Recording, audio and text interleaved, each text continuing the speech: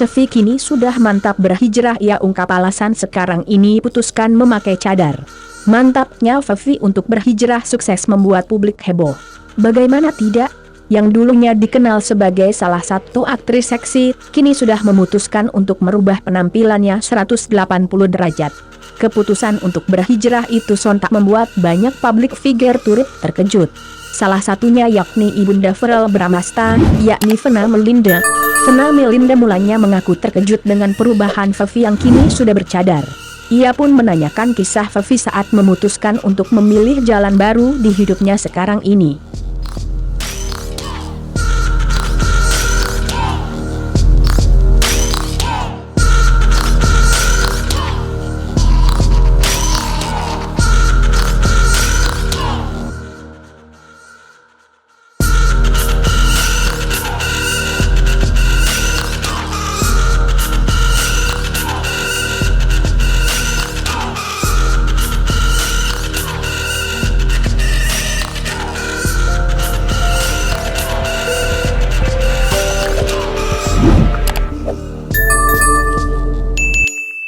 Dapatkan berita update dengan mengklik subscribe, lonceng dan berikan komentar.